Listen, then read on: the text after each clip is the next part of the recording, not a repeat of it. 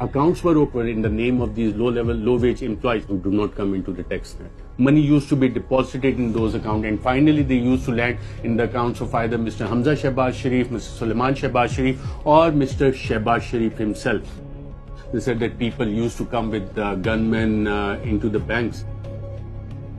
The first journalist who exposed the huge corruption in the government was killed at the front door of his house. All the 5 judges declared that Prime Minister Nawaz Sharif is not an honest person.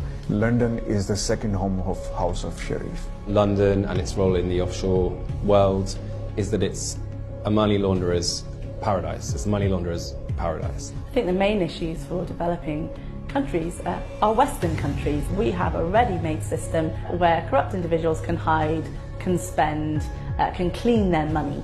When you look at the laws, I'm talking about the richer countries as a whole, they tend to favor the crooks. Some countries, they say that what is ours and what is yours is also ours. The world needs to wake up.